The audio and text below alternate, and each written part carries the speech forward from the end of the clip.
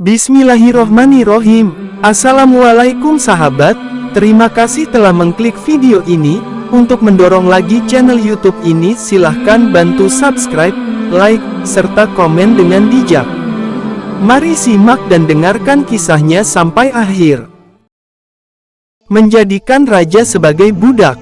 Kadangkala untuk menunjukkan sesuatu kepada sang raja, Abu Nawas tidak bisa hanya sekedar melaporkannya secara lisan. Raja harus mengetahuinya dengan mata kepala sendiri, bahwa masih banyak di antara rakyatnya yang hidup sengsara. Ada saja praktek jual beli budak di kalangan masyarakat kerajaan. Dengan tekadnya, Abu Nawas merencanakan menjual baginda raja. Karena menurut Abu Nawas hanya baginda raja yang paling patut untuk dijual. Bukankah selama ini baginda raja selalu mempermainkan dirinya dan menyengsarakan pikirannya? Maka sudah sepantasnya lah kalau sekarang giliran Abu Nawas menghadap dan berkata kepada baginda Raja Harun al-Rasyid, "Ada sesuatu yang amat menarik yang akan hamba sampaikan hanya kepada paduka yang mulia," kata Abu Nawas. "Apa itu wahai Abu Nawas?" tanya baginda langsung tertarik.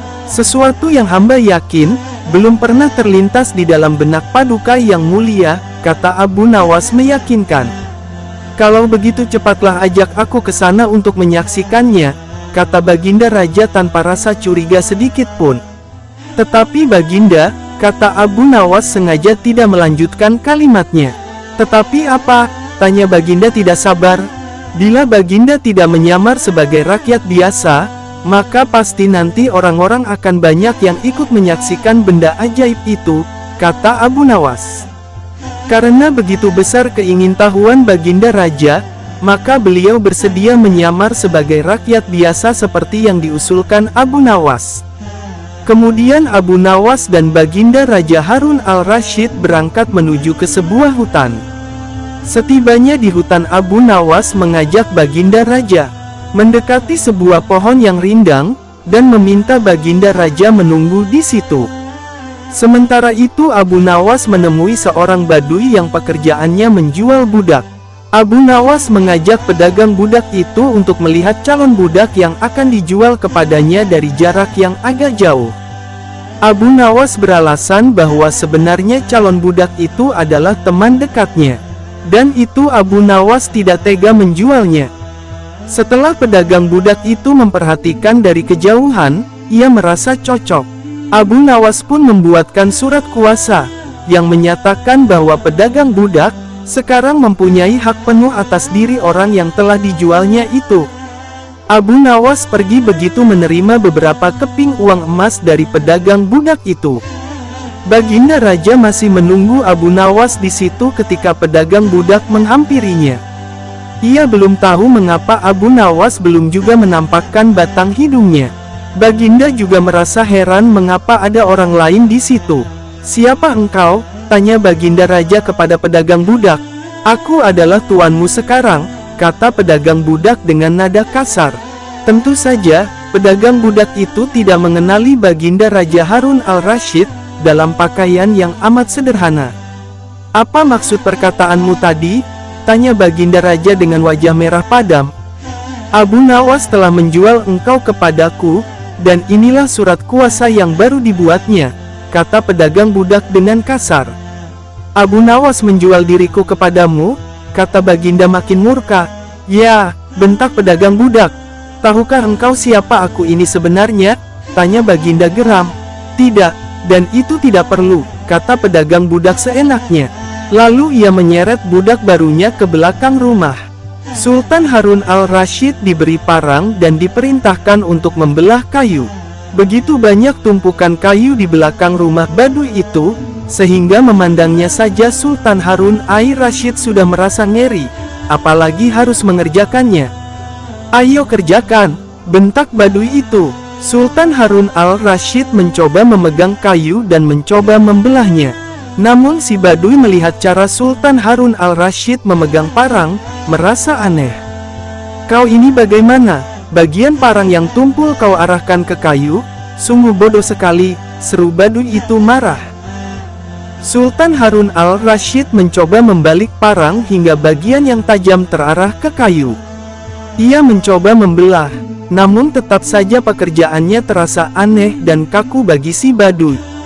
Oh, beginikah derita orang-orang miskin mencari sesuap nasi, harus bekerja keras lebih dahulu.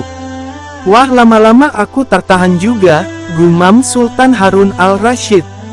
Si Baduy menatap Sultan Harun al-Rasyid dengan pandangan heran, dan lama-lama menjadi marah. Ia merasa rugi barusan membeli budak yang bodoh. Hai Baduy, cukup, aku tak tahan, kata sang Sultan. Kurang ajar, kau budakku, kau harus patuh kepadaku, kata Baduy itu sembari memukul Baginda. Tentu saja raja yang tak pernah disentuh orang, ia menjerit keras saat dipukul kayu. Hai Baduy, aku adalah rajamu, Sultan Harun al-Rasyid, kata Baginda sambil menunjukkan tanda kerajaannya. Pedagang budak itu kaget dan mulai mengenal Baginda Raja. Ia pun langsung menjatuhkan diri sembari menyembah Baginda Raja. Baginda Raja mengampuni pedagang budak itu karena ia memang tidak tahu. Tetapi kepada Abu Nawas Baginda Raja amat murka. Ingin rasanya beliau meremas-remas tubuh Abu Nawas seperti telur. Kisah ketika Abu Nawas pura-pura mati. Baginda Raja pulang ke istana, dan langsung memerintahkan para prajuritnya menangkap Abu Nawas. Tetapi Abu Nawas telah hilang, entah kemana, karena ia tahu sedang diburu para prajurit kerajaan. Dan setelah ia tahu para prajurit kerajaan sudah meninggalkan rumahnya, Abu Nawas baru berani pulang ke rumah. Suamiku, para prajurit kerajaan tadi pagi mencarimu, kata istrinya. Iya istriku, ini urusan gawat. Aku baru saja menjual Sultan Harun al-Rasyid menjadi budak, kata Abu Nawas. Hah, apa kau katakan? Seru istrinya kaget. Raja ku jadikan budak, ulang Abu Nawas. Kenapa kau lakukan itu suamiku? Tanya istrinya. Supaya dia tahu di negerinya ada praktek jual beli budak. Dan jadi budak itu sangat sengsara, lanjut Abu Nawas menjelaskan. Sebenarnya maksudmu baik, tapi Baginda pasti marah. Buktinya para prajurit diperintahkan untuk menangkapmu, kata sang istri. Menurutmu apa yang akan dilakukan Sultan Harun al-Rasyid kepadaku? Tanya Abu Nawas kepada sang istri. Pasti kau akan dihukum berat, kata istrinya sedih. Gawat, aku akan mengerahkan ilmu yang kusimpan, kata Abu Nawas. Abu Nawas masuk ke dalam, dan ia ngambil air wudhu lalu mendirikan sholat 2 rakaat. Lalu berpesan kepada istrinya apa yang harus dikatakan bila Baginda datang. Tidak berapa lama kemudian tetangga Abu Nawas geger, karena istri Abu Nawas menjerit-jerit. Ada apa? Tanya tetangga Abu Nawas sambil tergopoh-gopoh. Huhuhu, suamiku mati, seru istri Abu Nawas. Hah, apa benar yang kau katakan? Abu Nawas mati, kata para tetangga hampir bersamaan. Iya, kata istri Abu Nawas. Kini kabar kematian Abu Nawas tersebar ke seluruh pelosok negeri. Baginda terkejut. Kemarahan dan kegeraman beliau agak susut, mengingat Abu Nawas adalah orang yang paling pintar menyenangkan dan menghibur Baginda Raja. Baginda Raja beserta beberapa pengawal dan seorang tabib istana, segera menuju rumah Abu Nawas. Dan tabib segera memeriksa Abu Nawas.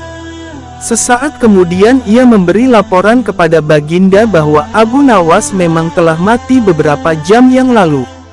Setelah melihat sendiri tubuh Abu Nawas terbujur kaku tak berdaya, Baginda Raja merasa terharu dan meneteskan air mata. Beliau bertanya kepada istri Abu Nawas. Adakah pesan terakhir Abu Nawas untukku? Tanya Baginda. Ada paduka yang mulia, kata istri Abu Nawas sambil menangis. Katakanlah, kata Baginda Raja.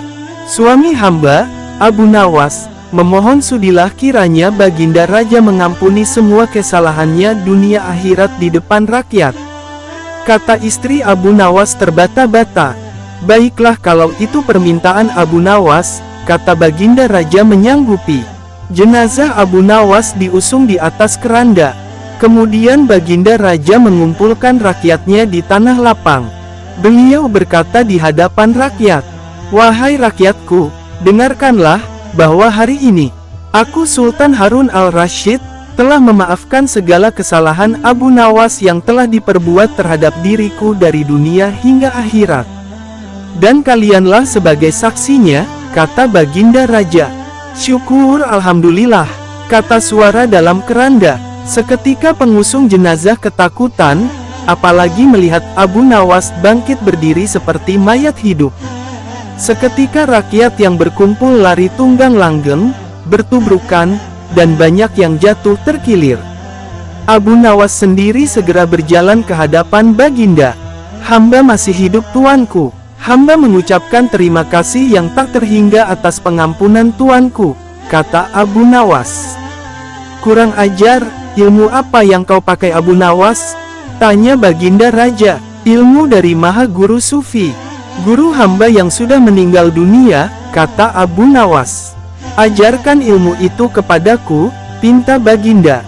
"Tidak mungkin Baginda, hanya guru hamba yang mampu melakukannya. Hamba tidak bisa mengajarkannya sendiri," jelas Abu Nawas. "Dasar pelit," Baginda menggerutu kecewa karena telah dibohongi oleh Abu Nawas. Kisah Abu Nawas dihukum gantung. Cita-cita atau obsesi menghukum Abu Nawas sebenarnya masih bergolak. Namun, Baginda merasa kehabisan akal untuk menjebak Abu Nawas. Seorang penasihat kerajaan kepercayaan Baginda Raja, menyarankan agar Baginda memanggil seorang ilmuwan ulama yang berilmu tinggi, untuk menandingi Abu Nawas. Pasti masih ada peluang untuk mencari kelemahan Abu Nawas. Menjebak pencuri harus dengan pencuri, dan ulama dengan ulama. Baginda menerima usul yang cemerlang itu dengan hati bulat. Setelah ulama yang berilmu tinggi berhasil ditemukan, Baginda Raja menanyakan cara terbaik menjerat Abu Nawas. Ulama itu memberitahu cara-cara yang paling jitu kepada Baginda Raja. Baginda Raja manggut-manggut setuju. Wajah Baginda tidak lagi murung. Apalagi ulama itu menegaskan bahwa ramalan Abu Nawas tentang takdir kematian Baginda Raja sama sekali tidak mempunyai dasar yang kuat. Tiada seorang pun manusia yang tahu kapan dan di bumi mana ia akan mati, apalagi tentang ajal orang lain. Ulama andalan Baginda Raja mulai mengadakan persiapan seperlunya untuk memberikan pukulan fatal bagi Abu Nawas. Siasat pun dijalankan sesuai rencana. Abu Nawas terjerembab ke pangkuan siasat sang ulama. Abu Nawas melakukan kesalahan yang bisa menghantarnya ke tiang gantungan atau hukuman pancung. Benarlah peribahasa yang berbunyi, sepandai-pandai tupai melompat pasti suatu saat akan jatuh.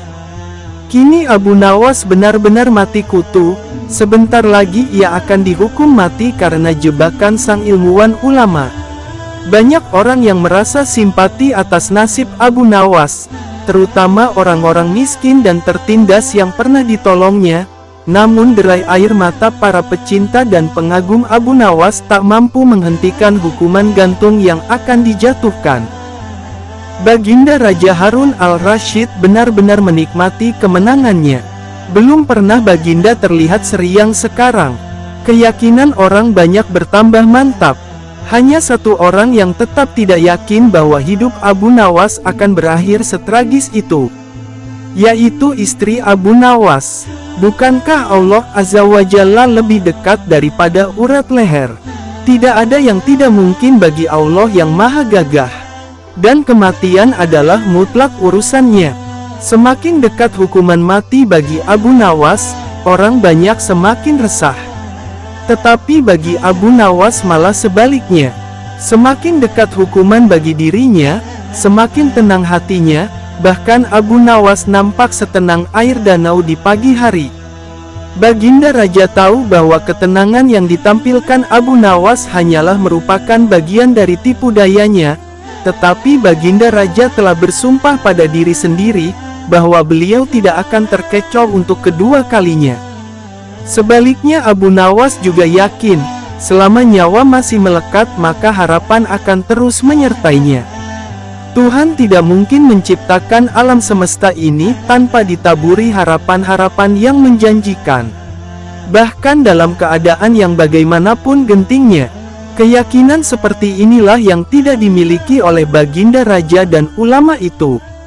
Seketika suasana menjadi hening, sewaktu Baginda Raja memberi sambutan singkat tentang akan dilaksanakan hukuman mati atas diri terpidana mati Abu Nawas.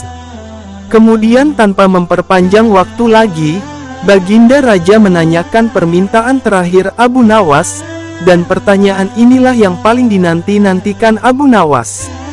"Adakah permintaan yang terakhir?" tanya sang Baginda. "Ada Paduka yang mulia," jawab Abu Nawas singkat.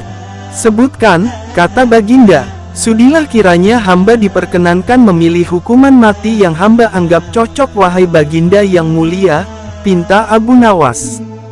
"Baiklah," kata Baginda menyetujui permintaan Abu Nawas.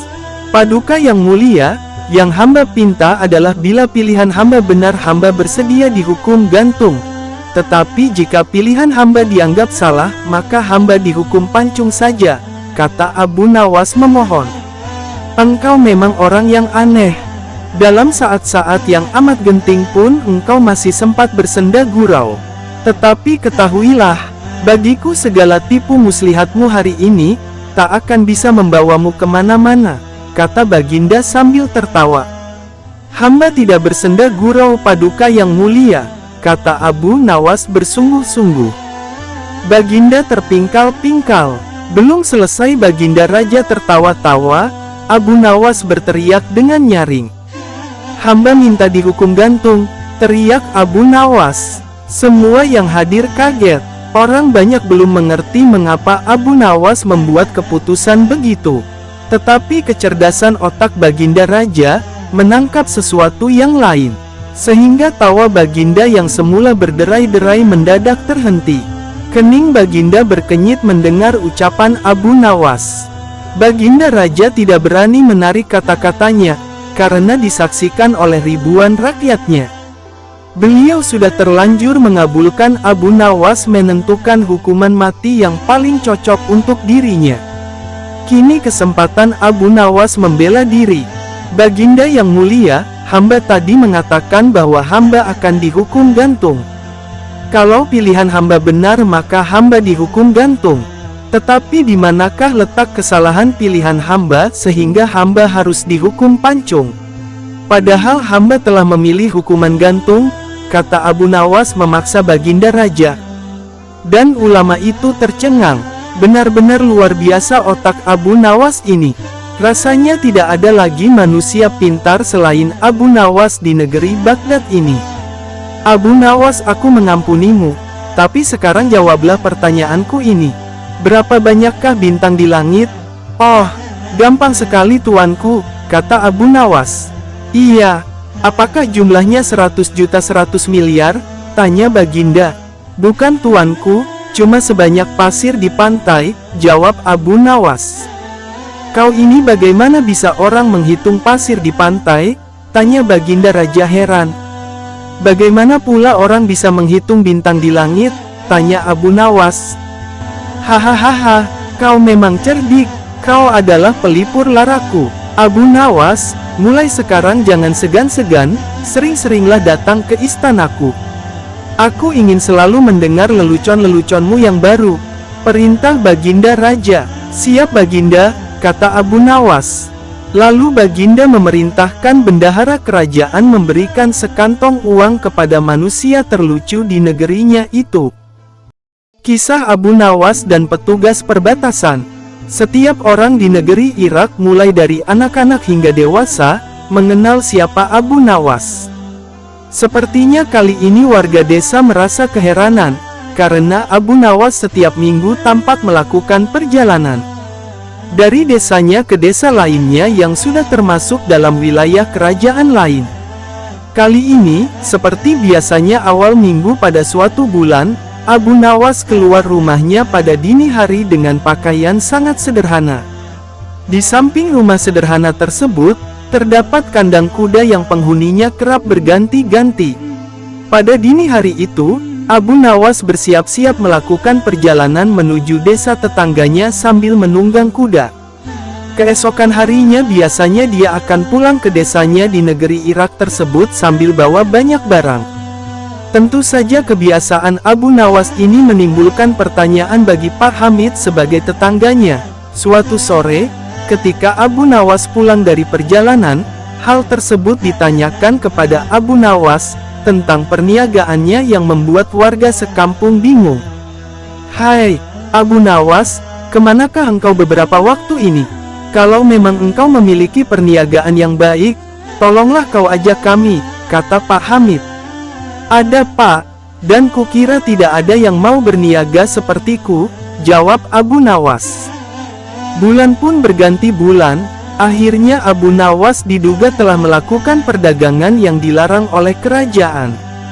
Pada bulan berikutnya Abu Nawas berniat melakukan perdagangannya. Dia pun harus melalui perbatasan dengan kerajaan tetangga. Si Fulan, petugas penjaga pintu perbatasan, memeriksa seluruh barang bawaan Abu Nawas. Namun tidak ditemukan satu barang pun yang mencurigakan. Hanya ditemukan bekal dan beberapa keping uang. Keesokan harinya, kembali si Fulan berjumpa Abu Nawas di perbatasan. Kali ini Abu Nawas membawa banyak sekali barang yang semuanya dilengkapi dengan dokumen yang diperlukan. Si Fulan tidak dapat membuktikan perihal dugaan perdagangan Abu Nawas yang terlarang. Bahkan, karena seringnya mereka bertemu, hubungan keduanya semakin akrab, hingga akhirnya si Fulan dipindahkan dari tempat kerjanya. Pada suatu hari, keduanya bertemu kembali di suatu kesempatan yang tidak terduga. Si Fulan sekarang bukan lagi seorang penjaga perbatasan. Dia telah pensiun dari pekerjaan itu. Abu Nawas sekarang sudah dikenal sebagai seorang saudagar yang dermawan dan berhasil. Pertemuan itu akhirnya dilanjutkan dengan jamuan makan oleh Abu Nawas. Dalam kesempatan tersebut masing-masing bercerita tentang pengalaman yang telah mereka hadapi selama lebih kurang 20 tahun tidak bertemu. "Usaha apa yang telah engkau lakukan di masa lalu, saudaraku? Karena aku mengetahui kau tak membawa cukup uang. Tetapi ketika engkau pulang, tak hanya keperluan makanan, barang lainnya pun kau bawa setelah pulang dari perdagangan yang tidak sampai sehari semalam engkau lakukan," tanya si Fulan. Mendengar hal tersebut, Abu Nawas pun tertawa sambil mengingat kembali kebiasaan masa mudanya. "Sebenarnya sangat mudah, saudaraku, untuk mencari bukti tak perlu harus memeriksa semua barang bawaanku. Seperti yang engkau ketahui bahwa aku senantiasa pergi dengan mengendarai kuda, tetapi ketika pulang aku hanya berjalan kaki dan disitulah usahaku," kata Abu Nawas. Mendengar penjelasan Abu Nawas, akhirnya si Fulan mengerti bahwa di masa itu Abu Nawas menjual kuda-kudanya di negeri tetangga dan pulangnya dia tukarkan dengan barang-barang lainnya. Kisah Abu Nawas dan telur unta. Suatu ketika, Raja Harun al-Rasyid terkena penyakit aneh. Tubuh Raja Harun al-Rasyid terasa kaku dan pegal-pegal. Suhu badannya panas sehingga tak kuat untuk melangkahkan kaki. Penyakitnya itu membuat Baginda Raja tidak mau makan, sehingga sakitnya bertambah parah. Berbagai tabib sudah berdatangan mengobatinya, tetapi tetap saja masih sakit. Obat pun banyak yang ia minum, tapi tidak ada hasilnya. Namun demikian, Baginda tidak mau menyerah. Ia ingin sembuh, maka ia pun memerintahkan pengawalnya untuk mengumumkan sebuah sayembara. Barang siapa yang bisa menyembuhkan penyakit Baginda Raja, maka akan diberikan hadiah. Berita sayembara itu didengar oleh Abu Nawas. Ia tertarik dengan sayembara ini. Maka tidak lama kemudian, ia pun memutar otak sebentar dan pergi ke istana Raja Harun al-Rasyid. Baginda Raja terkejut ketika melihat Abu Nawas datang hendak mengobati dirinya. "Hei Abu Nawas, setahuku kau bukan tabib. Tapi mengapa kau ikut sayembara ini?" tanya Baginda Raja heran. "Hehehe, janganlah Anda melihat penampilanku. Meskipun begini aku bisa mengobati orang sakit," jawab Abu Nawas. "Benarkah? Berarti engkau bisa menyembuhkan sakitku juga?" Tanya Baginda. Raja masih tidak percaya. Oh tentu Baginda, sebenarnya apa sakit Anda? Tanya Abu Nawas. Aku juga tidak tahu, tapi aku merasa seluruh tubuhku sakit, dan badanku panas. Aku tampak lesu Abu Nawas, keluh Baginda Raja Harun al-Rashid. Hahaha, Abu Nawas tertawa dengan jenaka. Hei Abu Nawas, apa yang lucu? Tanya Baginda agak geram. Tidak tuan, kalau penyakit itu sih, gampang sekali menemukan obatnya, jawab Abu Nawas. Sungguhkah? Apa nama obat itu dan di mana saya bisa menemukan obat itu? Tanya Baginda Raja penasaran. Baiklah saya beritahu Anda, nama obat itu adalah telur unta. Anda bisa mendapatkannya di kota Baghdad ini, kata Abu Nawas. Mendengar informasi itu, Baginda Raja merasa bersemangat ingin segera mendapatkan telur unta itu. Hei Abu Nawas, awas jika kau bohong. Akan kuhukum kau, seru Baginda Raja. Carilah dulu telur unta itu, jangan asal hukum saja, sanggah Abu Nawas. Keesokan harinya Baginda Raja berangkat dengan pengawalnya. Ia memakai baju rakyat biasa, karena tidak ingin diketahui bahwa ia seorang raja. Raja Harun al-Rashid mengunjungi pasar-pasar yang ada di daerah Baghdad, tapi tidak ditemukan telur unta itu. Raja Harun al-Rashid tidak mau menyerah. Ia terus berjalan ke rumah-rumah warga, tapi tetap saja ia tidak menemukan telur unta. Semangat Raja Harun al-Rashid ini sungguh kuat sekali. Ia tidak peduli seberapa jauh jarak yang ia tempuh untuk mencari telur unta. Hingga akhirnya ia sampai di sebuah hutan. Raja terus berjalan tanpa menghiraukan pengawalnya yang sudah kelelahan. Sambil menggerutu, ia tetap berpikir, di manakah telur unta itu berada? Awas kau Abu Nawas, kalau aku tidak menemukan telur itu, akan kuhukum kau, gerutu Baginda Raja. Pengawal, bersiaplah menghukum Abu Nawas besok, perintah Baginda Raja dengan nada kesal. Siap Baginda, tapi lebih baik kita pulang saja sekarang. Memang sepertinya kita tidak menemukan telur itu, kata sang pengawal yang sudah terlihat kelelahan. Raja Harun al-Rashid pun mempertimbangkan saran pengawalnya. Namun beberapa saat kemudian ia melihat seorang kakek yang sedang membawa ranting. Tunggu dulu pengawal, kita coba tanyakan kepada satu orang lagi, seru Raja Harun al-Rashid. Baginda Raja menghampiri kakek yang membawa ranting itu. Melihat kondisinya yang sudah tua, ia amat kasihan. Maka ia pun menawarkan jasanya untuk membawakan kayu-kayu itu. Setelah sampai di rumahnya, sang kakek mengucapkan terima kasih kepada Raja Harun al-Rashid. Sang kakek tidak menyangka bahwa ia adalah seorang raja. Terima kasih nak, semoga Allah membalas kebaikan Anda, kata sang kakek. Sama-sama kek, jawab Raja Harun al-Rashid. Oh iya kek, saya mau bertanya, apakah kakek punya telur unta? Tanya Raja Harun al-Rashid pada si kakek. Hah, telur unta? Tanya sang kakek. Kemudian berpikir sejenak. Hahaha, tawa sang kakek. Raja Harun al-Rashid pun keheranan, dan bertanya kepada sang kakek. Apa saya salah tanya kek? Bisa Anda jelaskan? Tanya Raja Harun al-Rashid keheranan. Nak, di dunia ini mana ada telur unta? Setiap hewan yang bertelinga itu melahirkan bukan bertelur. Jadi mana ada telur unta? Mendengar penjelasan dari sang kakek, membuat Baginda Raja dan pengawalnya tersentak kaget. Benar juga, mana ada telur unta? Unta adalah binatang yang melahirkan bukan bertelur, gumam Baginda Raja. Keesokan harinya, sang raja dengan perasaan kesal menunggu kedatangan Abu Nawas yang telah mengerjainya. Dia mondar-mandir ke sana kemari sambil mulutnya menggerutu. Awas kau Abu Nawas, awas kau Abu Nawas, gumam Baginda Raja. Beberapa saat kemudian, Abu Nawas datang. Ia memberi senyum jenaka kepada Raja Harun al-Rashid. Raja Harun al-Rashid langsung memarahinya.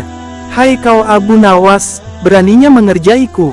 Aku tidak terima ini, sesuai dengan kesepakatan kita, bahwa aku akan menghukummu karena kau telah membohongiku. Mana ada telur unta? Unta itu hewan yang melahirkan bukan bertelur, kata Baginda Raja dengan geram.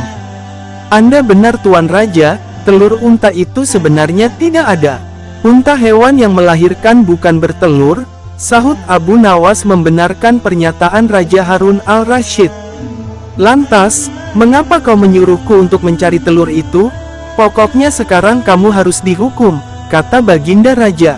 Tunggu dulu Baginda, sebelum saya dihukum, saya ingin bertanya, cegah Abu Nawas. Tanya apa? Kata Baginda Raja sudah tidak sabar. Bagaimana kondisi tubuh Tuan Raja hari ini? Tanya Abu Nawas. Kondisi badanku, aku merasa tubuhku tidak pegal dan sakit seperti kemarin-kemarin.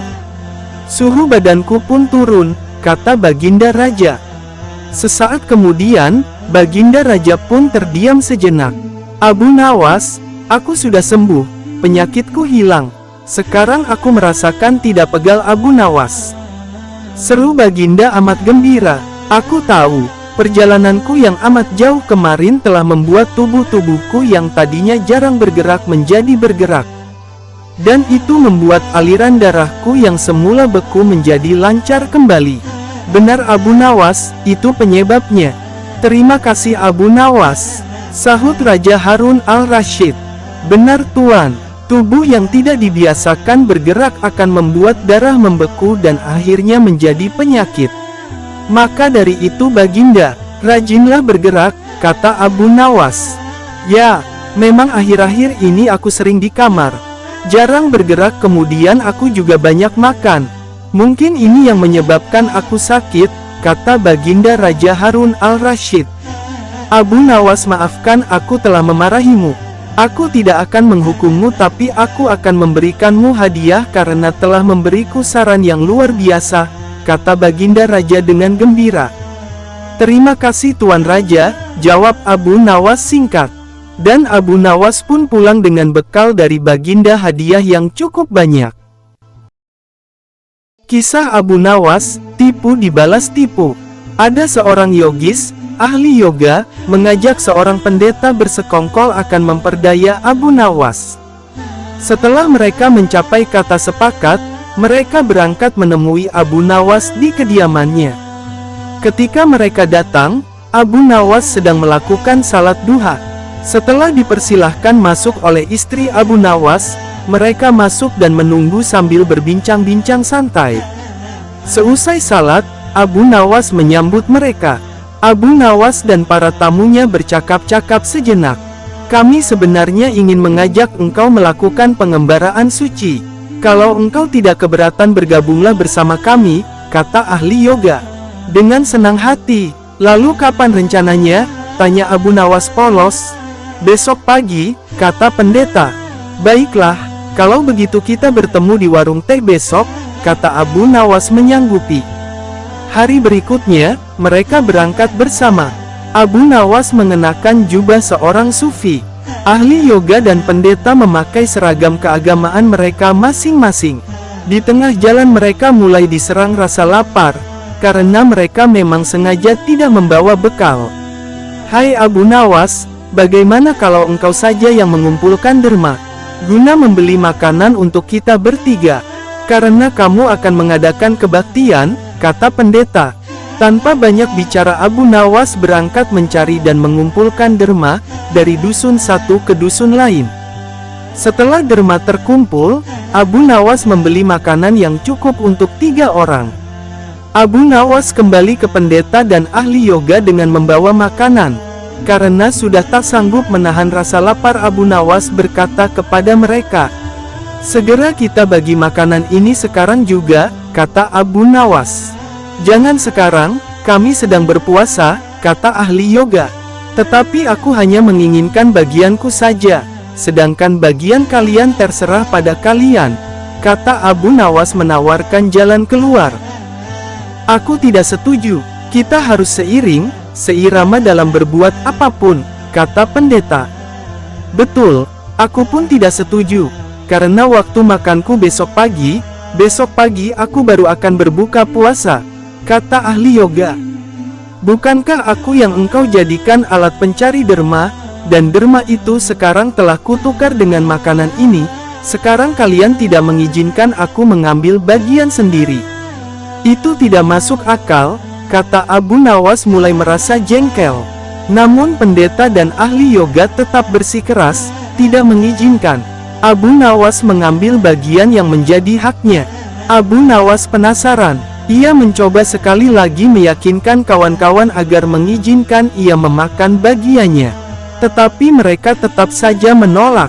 Abu Nawas benar-benar merasa jengkel dan marah. Namun Abu Nawas tidak memperlihatkan sedikit pun kejengkelan dan kemarahannya. Bagaimana kalau kita mengadakan perjanjian? Kata pendeta kepada Abu Nawas. Perjanjian apa? Tanya Abu Nawas. Kita adakan lomba. Barang siapa di antara kita bermimpi paling indah, maka ia akan mendapat bagian yang terbanyak, yang kedua lebih sedikit, dan yang terburuk akan mendapat paling sedikit, pendeta itu menjelaskan. Abu Nawas setuju. Ia tidak memberi komentar apa-apa. Malam semakin larut, embun mulai turun ke bumi. Pendeta dan ahli yoga mengantuk dan tidur. Abu Nawas tidak bisa tidur. Ia hanya berpura-pura tidur. Setelah merasa yakin kawan-kawan sudah terlelap, Abu Nawas menghampiri makanan itu. Tanpa berpikir dua kali, Abu Nawas memakan habis makanan itu hingga tidak tersisa sedikit pun. Setelah merasa kekenyangan, Abu Nawas baru bisa tidur. Keesokan harinya, mereka bangun hampir bersamaan. Ahli yoga dengan wajah berseri-seri mulai bercerita. Tadi malam aku bermimpi memasuki sebuah taman yang mirip sekali dengan nirvana. Aku merasakan kenikmatan yang belum pernah kurasakan sebelumnya dalam hidup ini, kata ahli yoga. Pendeta mengatakan bahwa mimpi ahli yoga benar-benar menakjubkan. Betul-betul luar biasa. Kemudian giliran pendeta menceritakan mimpinya. Aku seolah-olah menembus ruang dan waktu. Dan ternyata memang benar. Aku secara tidak sengaja berhasil menyusup ke masa silam, di mana pendiri agamaku hidup. Aku bertemu dengan beliau, dan yang lebih membahagiakan adalah aku diberkatinya, kata pendeta dengan wajah berseri-seri. Ahli yoga juga memuji-muji kehebatan mimpi pendeta itu. Abu Nawas hanya diam, ia bahkan tidak merasa tertarik sedikit pun. Karena Abu Nawas belum juga buka mulut. Pendeta dan ahli yoga tidak sabar untuk tidak menanyakan mimpi Abu Nawas. Kalian tentu tahu, Nabi Daud alaihi salam. Beliau adalah seorang nabi yang ahli berpuasa. Tadi malam aku bermimpi berbincang-bincang dengan beliau. Beliau menanyakan apakah aku berpuasa atau tidak. Aku katakan aku berpuasa karena aku memang tidak makan sejak dini hari. Kemudian beliau menyuruhku segera berbuka karena hari sudah malam. Tentu saja aku tidak mengabaikan perintah beliau. Aku segera bangun dari tidur dan langsung menghabiskan makanan itu, kata Abu Nawas tanpa perasaan bersalah sedikit pun. Sambil menahan rasa lapar yang menyayat-nyayat, pendeta dan ahli yoga saling berpandangan satu sama lain. Kejengkelan Abu Nawas terobati. Kini mereka sadar bahwa tidak ada gunanya coba-coba mempermainkan Abu Nawas, pasti hanya akan mendapat celaka sendiri. Abu Nawas mengisahkan ibu sejati. Kisah ini mirip dengan kejadian pada masa Nabi Sulaiman ketika masih muda. Entah sudah berapa hari kasus seorang bayi yang diakui oleh dua orang ibu yang sama-sama ingin memiliki anak, hakim rupanya mengalami kesulitan memutuskan dan menentukan perempuan yang mana sebenarnya yang menjadi ibu bayi itu. Karena kasus berlarut-larut, maka terpaksa hakim menghadap Baginda Raja untuk minta bantuan. Baginda pun turun tangan. Baginda memakai taktik rayuan. Baginda berpendapat, mungkin dengan cara-cara yang amat halus salah satu wanita itu ada yang mau mengalah. Tetapi kebijaksanaan Baginda Raja Harun al-Rasyid justru membuat kedua perempuan makin mati-matian. Saling mengaku bahwa bayi itu adalah anaknya. Baginda berputus asa, mengingat tak ada cara-cara lain lagi yang bisa diterapkan. Baginda memanggil Abu Nawas. Abu Nawas hadir menggantikan hakim. Abu Nawas tidak mau menjatuhkan putusan pada hari itu, melainkan menunda sampai hari berikutnya. Semua yang hadir yakin Abu Nawas pasti sedang mencari akal seperti yang biasa dilakukan. Padahal penundaan itu hanya disebabkan Algojo tidak ada di tempat. Keesokan hari sidang pengadilan diteruskan lagi. Abu Nawas memanggil Algojo dengan pedang di tangan. Abu Nawas memerintahkan agar bayi itu diletakkan di atas meja. "Apa yang akan kau perbuat terhadap bayi itu?" kata kedua perempuan itu saling memandang. Kemudian Abu Nawas melanjutkan dialog. "Sebelum saya mengambil tindakan, apakah salah satu dari kalian bersedia mengalah dan menyerahkan bayi itu kepada yang memang berhak memilikinya?" tanya Abu Nawas. "Tidak, bayi itu adalah anakku," kata kedua perempuan itu serentak. "Baiklah, kalau kalian memang sungguh-sungguh sama menginginkan bayi itu, dan tidak ada yang mau mengalah, maka saya terpaksa membelah bayi itu menjadi dua sama rata," kata Abu Nawas mengancam. Perempuan pertama girang bukan kepalang, sedangkan perempuan kedua menjerit-jerit histeris. Tolong jangan dibelah bayi itu. Biarlah, aku rela bayi itu seutuhnya diserahkan kepada perempuan itu, kata perempuan kedua. Abu Nawas tersenyum lega, sekarang topeng mereka sudah terbuka. Abu Nawas segera mengambil bayi itu, dan langsung menyerahkan kepada perempuan kedua. Abu Nawas minta agar perempuan pertama dihukum sesuai dengan perbuatannya. Karena tak ada ibu yang tega menyaksikan anaknya disembelih. Apalagi di depan mata, Baginda Raja merasa puas terhadap keputusan Abu Nawas. Dan sebagai rasa terima kasih, Baginda menawari Abu Nawas menjadi penasehat hakim kerajaan. Tetapi Abu Nawas menolak, ia lebih senang menjadi rakyat biasa. Tak selayaknya ia menerima upah dari ilmu agama yang ia sampaikan. Terima kasih telah bersedia mendengarkan sampai akhir, semoga berkenan mendengarkan cerita lainnya di channel ini. Serta untuk kita senantiasa sehat selalu dan bahagia. Assalamualaikum warahmatullahi wabarakatuh.